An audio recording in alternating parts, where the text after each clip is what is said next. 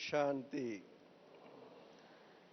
बड़े प्यार से बोलिए ओम शांति।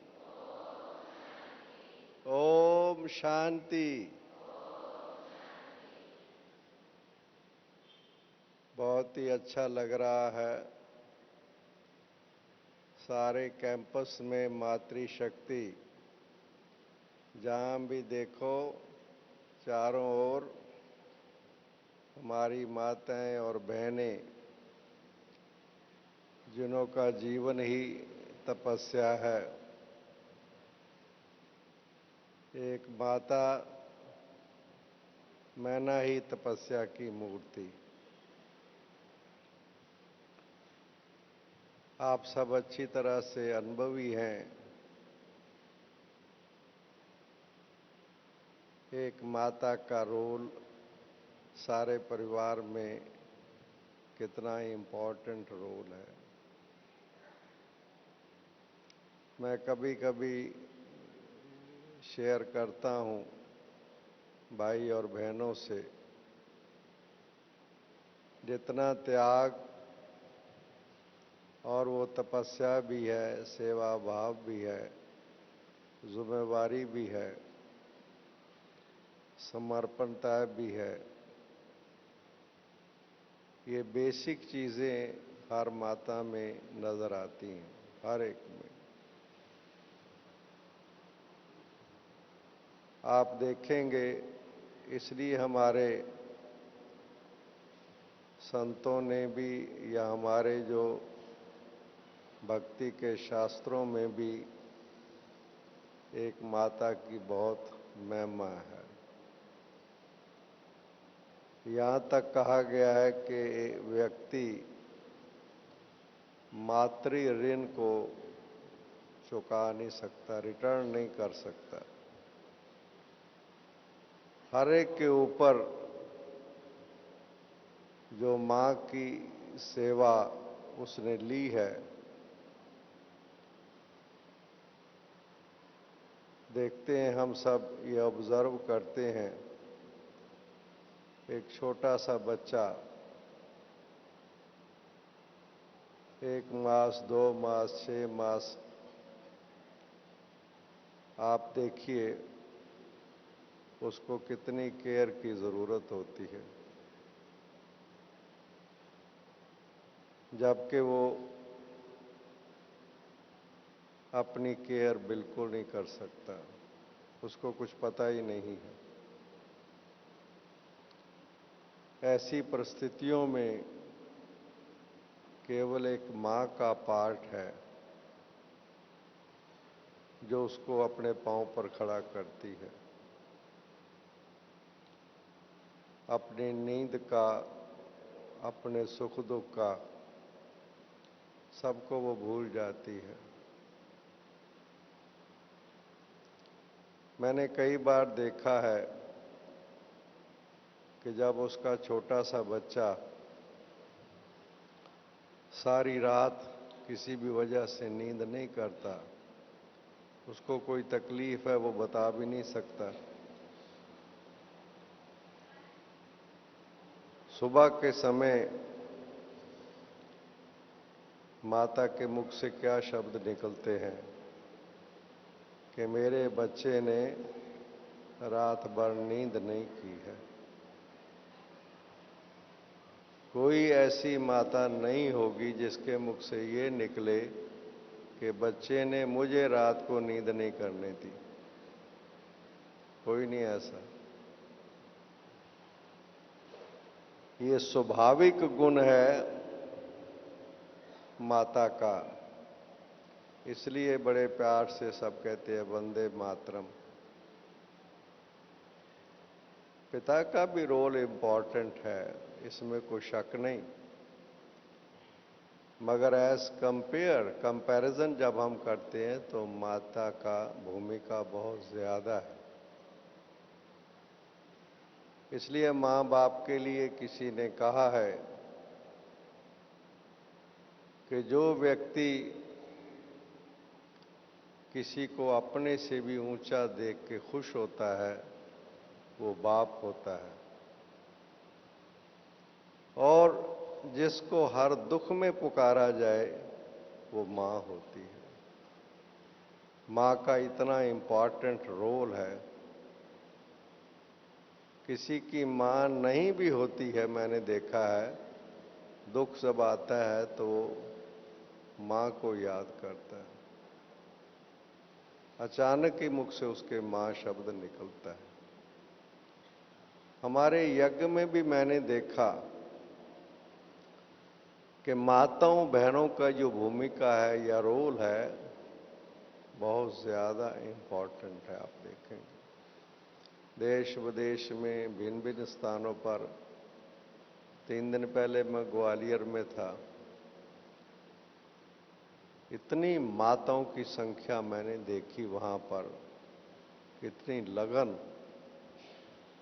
और मुझे वहाँ बताया गया कि ये सभी माताएं आस-पास में काफ़ी डिस्टेंस तय करके प्रोग्राम में आई हैं और शाम को लौटेंगी अपने अपने स्थान पर। भावना और श्रद्धा की मूर्ति तो हर माता पहले से ही है। जब ज्ञान उसको समझ में आ जाता है, बाबा का परिचय मिल जाता है, तो उसमें वो जो भावना का संस्कार है, ज्ञान साथ मिल जाने से कमाल का पाठ होता है। इसलिए बाबा के वरदान हैं, मुरली में आप सबने भी सुने हैं कि जहाँ माताएं हैं हमारे सेवा केंद्रों पर, वहाँ की भंडारी और भंडारा भरपूर रहेगा। ये बाबा के वरदान हैं। बहुत जगह पर मैं सेवा केंद्रों पर जब जाता हूँ तो हमारी छोटी छोटी बहनें होती हैं, कहीं 2 कहीं 3 छोटी छोटी बहनें। बड़े बड़े मकान हैं, बाबा के भवन हैं। तो मैं कई दफ़ा उनको पूछता हूँ, इतना बड़ा भवन है, इसकी देख रेख, सफाई, कारोबार सारा, और आप तो इतनी सेवाओं में बिजी रहती हैं। तो वो जवाब देती है कि हमारी माताएं यहाँ की सब संभालती हैं, अपने परिवार को भी संभालती हैं और बाबा के यज्ञ को भी, बाबा के कारोबार को भी जिम्मेवारी से। यहाँ पर कहते क्लास के बाद माताएं ग्रुप बनाए हुए यहाँ रह करके सारा काम करके फिर अपने परिवार में जाती हैं। एक कुछ समय पहले मैं एक जगह पर गया, वहाँ की बड़ी बहन जी ने कहा कि आज के प्रोग्राम में आपने माताओं का क्लास कराना है। मैं थोड़ा सा मुस्कुराया, थोड़ा सा। मैंने कहा अच्छा, माताओं का क्लास कराना है? तो उसने देखा मुझे और मुझे कहती है, हमारी माताओं की विशेषता आपको पहले से ही सुना देती हूँ। कहती मेरी क्लास में 100 माताएं ऐसी हैं, 100 माताएं जो गीता पाठशाला संभालती हैं। सुबह आएंगी, मुरली सुनेंगी और मुरली लेके जाएंगी, क्योंकि हर एक को गीता पाठशाला है। ऐसी माताएं। कितना बड़ा कारोबार यज्ञ का, और अननोन, किसी को पता ही कुछ नहीं है। अपने लौकिक परिवार में रहती हैं, अपने परिवार में बच्चों को और जो उनकी जिम्मेवारी है वो सारा काम करती हैं, मगर उसके साथ साथ गीता पाठशाला में जा कर के और पवित्र बनाने का कार्य जो बाबा का है उसमें मददगार है। तो ये जो सहयोग की अंदर भावना उनके अंदर पैदा की है, कैसे पैदा हुई है? सहयोग का आधार क्या है? कोई भी व्यक्ति सहयोग जब देता है, किसको देता है? सहयोग देने की हर एक में क्षमता है, कोई भी दे सकता है सहयोग। मगर सहयोग जो दिल से देता है उसके पीछे क्या चीज है? पीछे है स्नेह की प्राप्ति। जितना जितना मुझ आत्मा को किसी से स्नेह, निस्वार्थ स्नेह, प्यार, निस्वार्थ जितना मुझे मिलता है उतना मैं रिटर्न करना चाहता हूं। सहयोग क्या चीज है? रिटर्न है। रह नहीं सकते। यहां पर क्या हुआ है? आप सबको क्या आपका परिवर्तन हुआ? आपका लौकिक घर भी है, परिवार भी है, बच्चे भी हैं, फिर भी आप कितना समय, कई माताएं बहनें कितना समय निकाल लेती हैं बाबा के यज्ञ की सेवा के लिए। क्योंकि जैसे बाबा का परिचय मिला, क्या परिचय मिला? हम सबको क्या परिचय मिला है? ज्ञान का सार क्या है? मैं आत्मा हूं, परमात्मा ज्योति स्वरूप शिव है, परम धाम रहता है, 5 युग हैं। ये तो इन्फॉर्मेशन है ना बाबा का। ठीक, हमें पता लगा बाबा है कौन। पर जिस बात ने हमें बाबा के प्यार पैदा हुआ, बाबा के लिए स्नेह, निस्वार्थ स्नेह आत्मा में पैदा किया, वो क्या चीज है? जब हमारे निश्चय में, हमारे विश्वास में, हमारी समझ में ये बात आ गई, वो बाबा फिर से आ गया। वो बाबा आकर के फिर से इस पाप की दुनिया को बदल रहा है। हम फिर से वापस जा रहे हैं, रिटर्न जर्नी है। बाबा सतयुगी सृष्टि का निर्माण कर रहा है। मेरा बाबा है। ये जब बात के बाबा आ गया, हमने साकार में देखा। मुझे वो पहली मुलाकात बाबा की याद है। तब तो मधुबन का स्वरूप आप लोगों को अगर बताएं कि मधुबन कैसा था। जब मैं 58 के एंड में मैं सेवा केंद्र पर मेरा आना हुआ पहली बार, और 59 के मई मास में मैं बाबा से मिलने के लिए मधुबन में आया था, मुझे याद है। मात्र 20 साल की मेरी उम्र थी। उस समय का जो मधुबन की सीन अगर आपको सामने इमर्ज करके बताएं, आपको बड़ा विचित्र लगेगा। जैसे एक फैमिली हाउस होता है, जैसे हम अपने गांव में जाएं और हमारा कोई परिवार हो 25-30 लोगों का, 30-35 लोगों का, इतना क्लास में भाई बहनें बाबा के सामने बैठे थे। बहुत ही छोटा रूप, बिल्कुल छोटा रूप। मधुबन में अगर कोई आप में से जाते होंगे, गए होंगे, या जो जाएंगे, ये सारी बिल्डिंग्स बाद की बनी। ओम शांति भवन की बात तो छोड़िए, अंदर का जो पांडव भवन का भी कोई हिस्सा आपको बताए वहां पर जाकर के कभी बाबा ऐसे यहां मुरली चलाता था, वो जगह दिखाए आपको। एक छोटा सा स्थान है अंदर। ये हिस्ट्री हॉल भी बाद में, मेडिटेशन हॉल भी बाद में, ये सब चीजें, किचन, भंडारा, सब बाद में। जो वहां का टेलीफोन एक्सचेंज है, वो वहां का भंडारा होता था, छोटा सा। पर हमने क्या देखा? बाबा की नजरों में क्या देखा? बाबा के सामने बैठे क्या देखा हमने? क्या हमें क्या हुआ? बाबा के नैनों में जैसे कि ज्ञान तो था, समझ तो थी, सेवा केंद्रों से मिली थी, पर हमने ऐसे देखा जैसे बाबा हमें देख करके बाबा का संकल्प अंदर हमारे पास आ रहा है कि बच्चे आ गए, बिछड़े हुए बच्चे आ गए, फिर से आ गए अपने घर में। और ये जो थॉट बाबा का, जैसे बहुत समय के बाद कोई मिलता है, बहुत समय के बाद मिलता है, लौकिक में भी हमने देखा है, तो वो गले मिलता है, चिपट जाते एक दूसरे के साथ, कई दफा आंखों में आंसू आ जाते हैं। संबंध में भी खिंचाव होता है, लौकिक में भी आप देखेंगे खिंचाव होता है। तो वो जो बाबा के नैनों में पहले क्या हमें क्या मिला, बाबा का प्यार, रूहानी प्यार जिसे कहते हैं, निस्वार्थ, अनलिमिटेड, बेहद का बाबा का प्यार। आओ बच्चे, आओ बच्चे, कौन कह रहा है? नैन गीले जैसे नजर आते थे बाबा के, नैन गीले ना, अपनापन।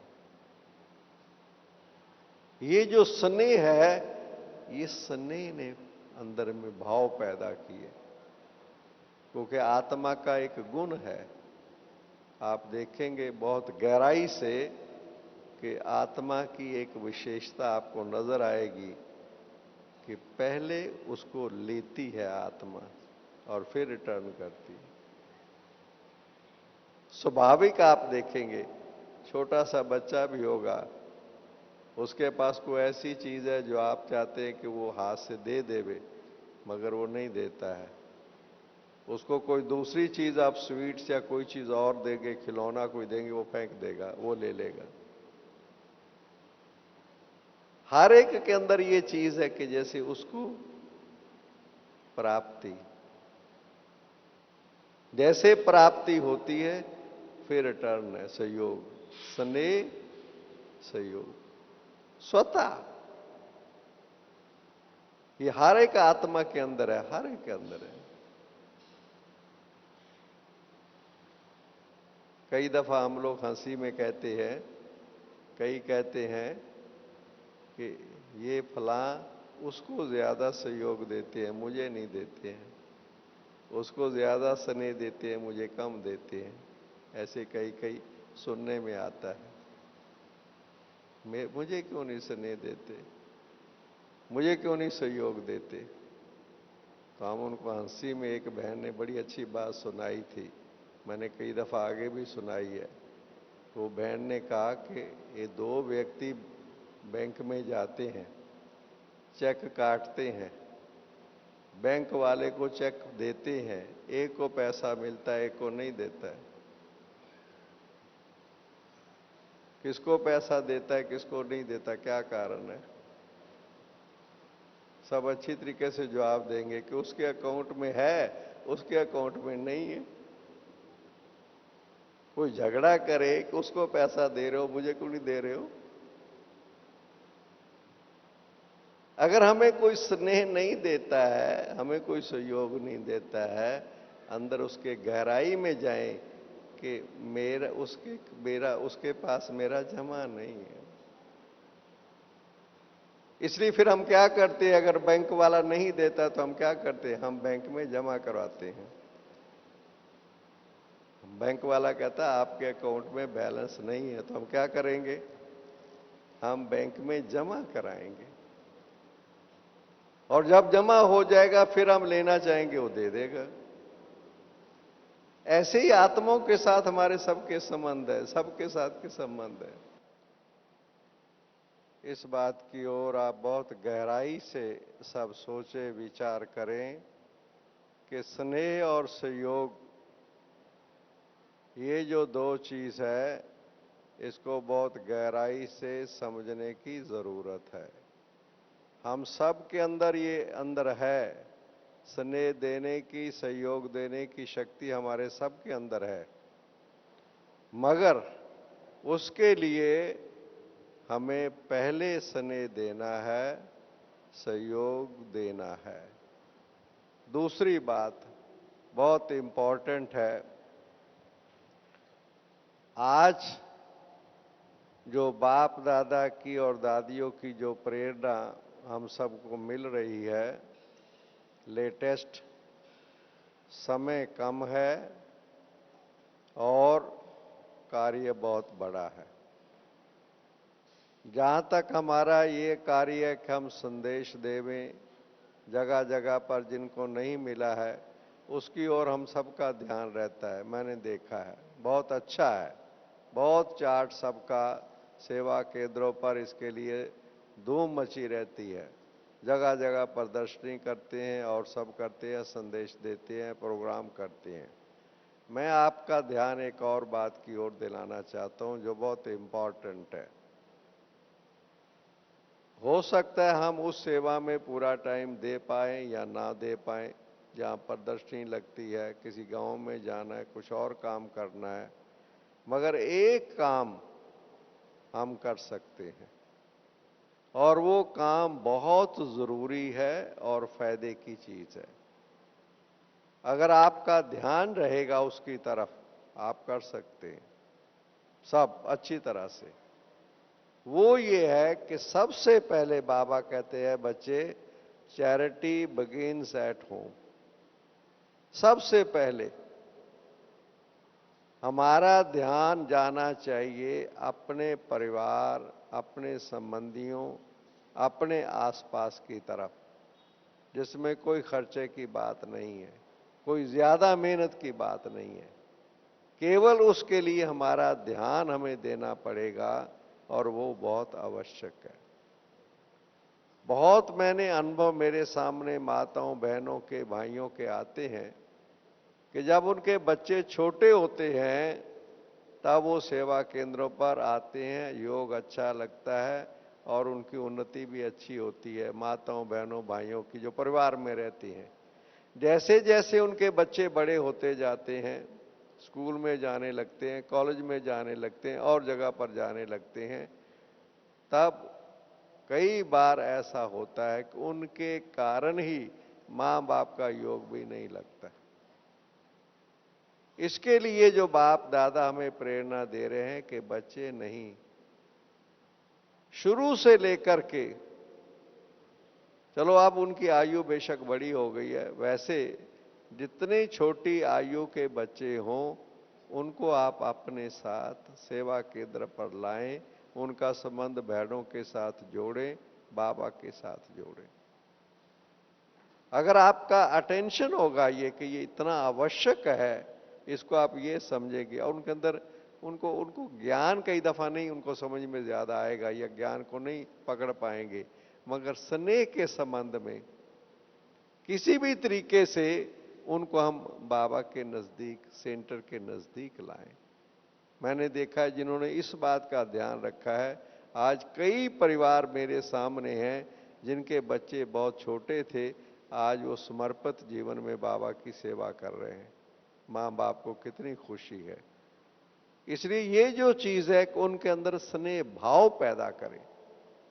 और कई बार मैंने ये भी देखा है कि अगर सहयोगी बना देते हैं उनको तो भी वो स्नेह में आ जाते। दोनों ओत परोत चीजें मैंने देखी है। उनको बाबा के किसी कार्य में किसी तरीके से जो उनके अंदर क्वालिटी है, जो उनके अंदर क्षमता है, किसी भी तरीके से बाबा के कार्य में उनको हम सहयोगी बना देते हैं, उनको लगा देते हैं।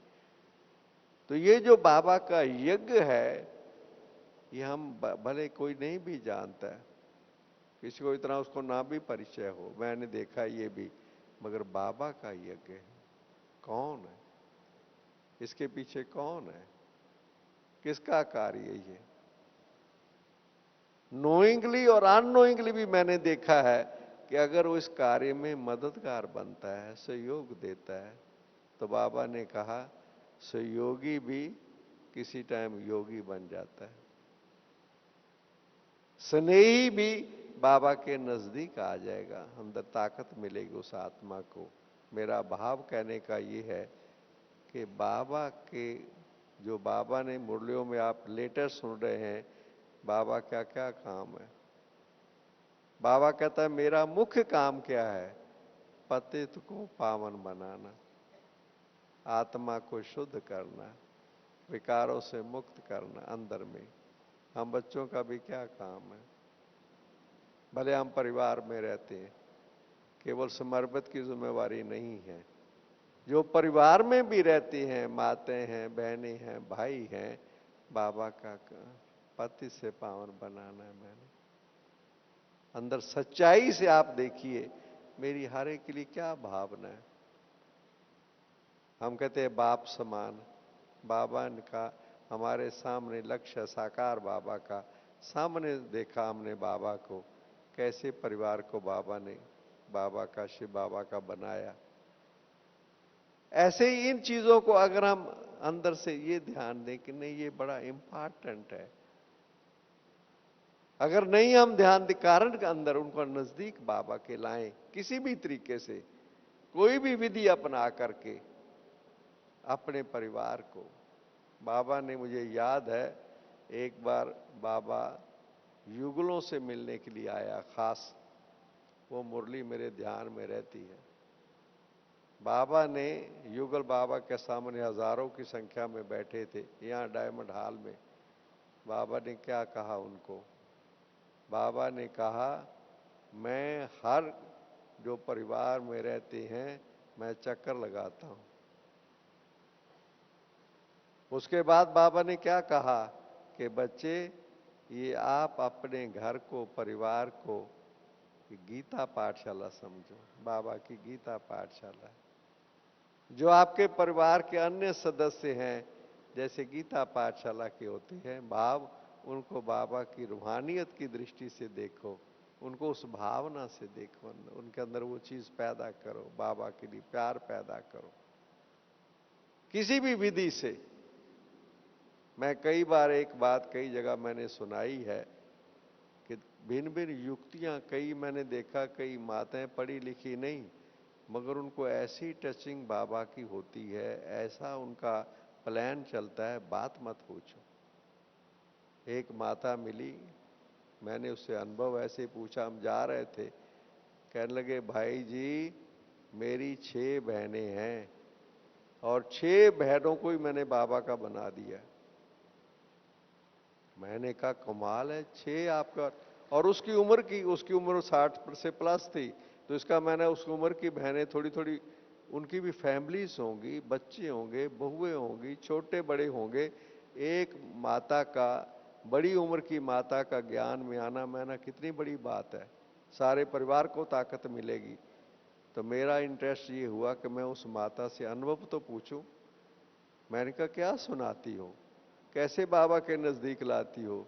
तो मुझे पता क्या कहती है, भाई जी मैं तो स्कूल भी नहीं गई, मैं पढ़ी लिखी भी नहीं। तो मैंने कहा तू कैसे सुनाती, क्या करती? मैं तो ज्ञान भी नहीं सुनाती। मैंने कहा तो उनको ज्ञान में लाया कैसे तूने, बाबा का कैसे बनाया? भाई जी बड़ी सिंपल सी बात है, गुरुवार को भोग बाबा का लगता है, मैं सेंटर की बहन जी को थोड़ा सा और ले लेती बाबा का भोग, और मेरी बहनें वहाँ आसपास ही रहती थी, बड़ा नगर है, कहती मैं एक बहन के पास चली जाती थी, उनको कहती थी ये भगवान का भोग लगा हुआ है, उनको खिला देती थी बस। कहती दूसरे गुरुवार फिर चली गई, बाबा का भोग खिला दिया। 3-4 बार भोग खिलाने के बाद मैं देखती थी अब इसकी बुद्धि फर्क पड़ गया होगा। फिर उनको कहती थी यहां से भोग आया है वहां चलेगी, वो कहता तैयार हो जाती थी और सेंटर पर आके ज्ञान सुनती थी, बाबा का समझ में आ जाता था, बस बढ़ गई बाबा की। इसी तरीके से 6 बहनों को बाबा का बना दिया। देखिए आप बाबा के भोग में उसकी भावना और बाबा की शक्ति ने क्या काम करके दिखाया। इसलिए बाबा कई दफा कहता है मुरली में, मैंने देखा कि बच्चे जो आपके बहुत नजदीक है ना, घर के हैं, आसपास वाले हैं, वो ज्ञान नहीं सुनेंगे मगर आपका व्यवहार से वो बाबा के बन जाएंगे, आपके व्यवहार से, क्योंकि वो आपके स्वरूप को देखेंगे। मुख से कहना कि भाई सतयुग आ रहा है, देवता बन रहे हैं, वो तो कोई भी सुना सकता है, उसमें कौन सी बड़ी बात है, मगर वो हमारे अंदर वाकई देखें कि सतयुगी संस्कार डेवलप हो रहे हैं, हमारे अंदर चेंज आ रही है, हम हद से बेहद में हैं, दैहिक संबंधों से बस ठीक है, चलो भाई बच्चे हैं, बड़े हो गए हैं, सेट हो गए, अच्छा भाई ठीक है, अब मेरा क्या काम। अंदर में जितना हम इस देह के संबंधों से मैंने देखा है ऊपर उठ जाते हैं, सारे परिवार में भी प्यार पैदा होता है, स्नेह पैदा होता है, और हमारे से कितनी सेवा होगी आज बाबा की। ऐसी माताओं को बाबा की कितनी जरूरत है, जो माताएं थोड़ा सा टाइम निकाल के अपने लौकिक परिवार से ऊपर उठ करके और बाबा के कार्य को आगे बढ़ाने लग जाएं। कहाँ हमारी छोटी छोटी बहनें रहती हैं, मैं जगह जगह जाता हूँ, वहाँ हमारी माताएं बहनों का सहयोग और ज़्यादा मिलने लग जाए। अब ये यज्ञ, इसको कहते हैं यज्ञ स्नेही। बाबा का यज्ञ, ये मेरा यज्ञ है। बाबा की आप रक्षक हैं। एक माता अगर कहीं पर सेंटर पर ज़्यादा समय देती है तो उस सेंटर से हमारी जो बड़ी बहनें होती हैं निश्चिंत रहती हैं कि यहाँ माता है। इसलिए बहनों, छोटी छोटी बहनों के साथ साथ आपका जो सहयोग मिल रहा है, इसलिए बाबा ने, आपने देखा होगा एक मुरली में बहुत समय पहले बाबा बाबा के लिए जो करता है बाबा भूलता नहीं है। बाबा दिल्ली की माताओं को याद किया, मैंने देखा उस समय पर बाबा ने कहा ये मेरी वो माताएं बहनें हैं, उनमें से अभी कुछ है कुछ नहीं है। जब यज्ञ की सेवा शुरू हुई, बहनें यहां से दिल्ली गई, कोई नहीं था, भाई बहनें नहीं थे, क्लास नहीं थी, तब माताएं थोड़ा थोड़ा ले आती थी और बहनों को ला करके जो देती थी, जिससे बहनें खाना बनाती थी। तो बाबा को किसके लिए? बाबा के बच्चों के लिए जिन्होंने त्याग किया, सहयोग दिया, आज भगवान के दिल पर है वो। और मैंने देखा एक बहन का, मुझे अनुभव अभी भी याद है कि उसने कितनी डेवलपमेंट की।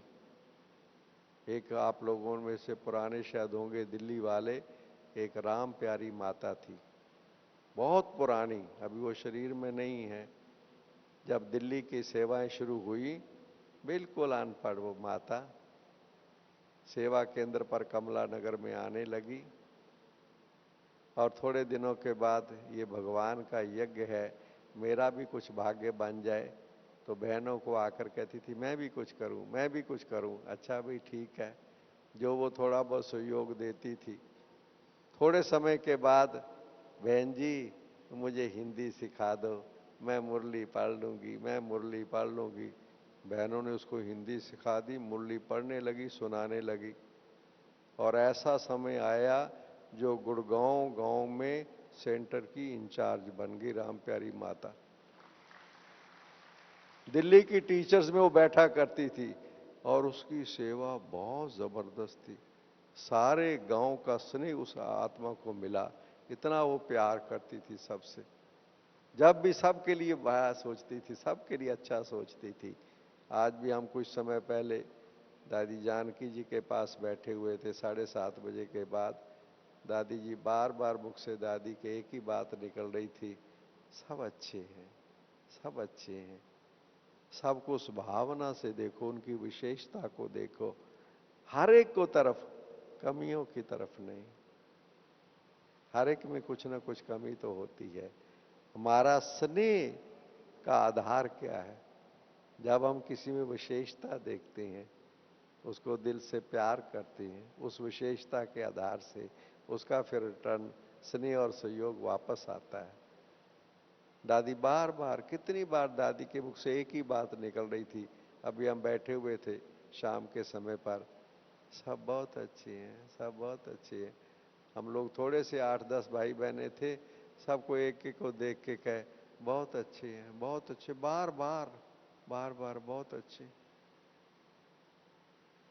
हर एक के अंदर, उस अंदर से आप देखेंगे, किसी को आप उस भाव से देखिए, उसके लिए थॉट क्रिएट कीजिए, किसके लिए? स्नेह के, निस्वार्थ स्नेह के आप थॉट क्रिएट करो, आपको देखो टर्न रिटर्न आ जाता है। इंसान तो क्या, मैंने देखा ये पंछी, पशु पंछी होते हैं, ये भी स्नेह का रिटर्न करते। इंसान तो चेतन शक्ति और भी उससे बड़ी शक्ति है।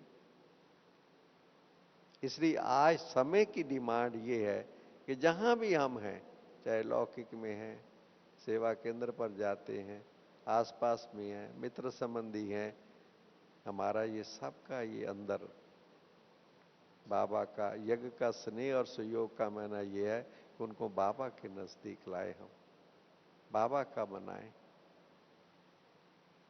सचमुच कभी कभी हम सोचते हैं हम ये चार्ट अपना देखें, और चार्ट तो छोड़ो, ये चार्ट देखें, मैंने जब से बाबा का बना, जब से मुझे बाबा का परिचय मिला, मैंने बाबा को बाबा कहा, बाबा ने मुझे बच्चा कहा। बाबा इतना प्यार करता है, इतना प्यार करता है एक एक को। बाबा जब आता है, बाबा की आप मुरली पढ़ो, बाबा कितना प्यार करता है। ये मेरे बच्चे, ये बच्चों की क्या विशेषता है बाबा देखता है। अभी कुछ दिन पहले एक जगह का मैं बात कह के समाप्त करता हूँ। एक बहन जॉब करती थी, उसने रिटायरमेंट ले ली। बाबा को भोग लगाया उसने खुशी में। संदेशी गई बाबा के पास भोग लेकर के, बाबा को समाचार सुनाया। फिर आकर के उसने संदेशी ने समाचार सुनाया कि जैसे बाबा को मैंने समाचार सुनाया कि बाबा अब ये दफ्तर से मुक्त हो गई, तो कहते बाबा मुस्कराया। तो मैंने कहा बाबा क्या बात है? कहता है ये मुक्त नहीं हुई, मैं मुक्त हो गया। कहती है बाबा आप क्या कह रहे हैं? उसको समझ नहीं आया। कहती बच्ची ये जब दफ्तर जॉब करने जाती थी ना, तो इसका मैं ध्यान रखता था, अब मैं फ्री हो गया। ऐसा बाबा कहाँ है आप देखो। हम उसको याद करें ना याद करें, पीछे मुरली में बाबा ने क्या कहा था, पिछले सीजन की मुरली में, कि आप मुझे गुड नाइट करो या ना करो, मैं गुड नाइट भी करता हूं, गुड मॉर्निंग भी करता हूं। देखो हमें याद है, बाबा गुड नाइट गुड मॉर्निंग करता है।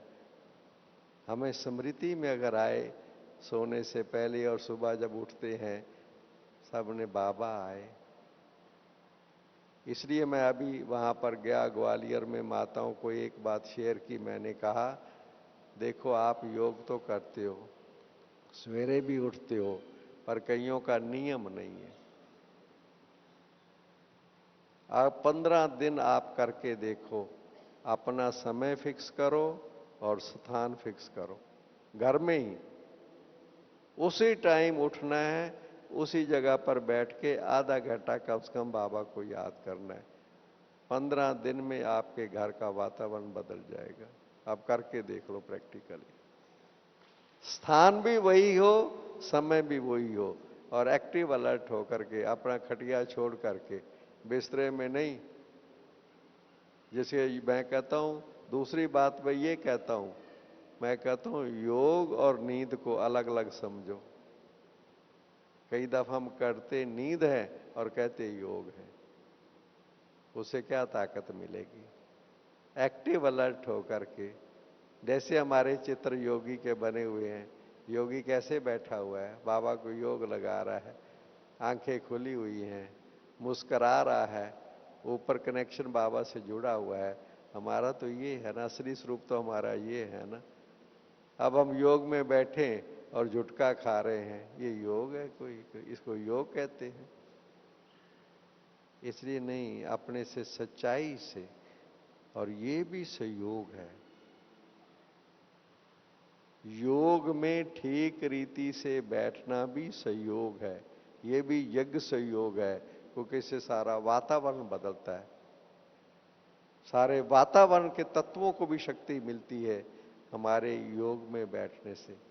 इसलिए सिर्फ ये नहीं कि अमृत वेला करना है, नहीं, अमृत वेला भी विधि पूर्वक करना है, प्यार में बैठ के करना है, बाबा का लाव से, शक्ति से। तब आप देखेंगे।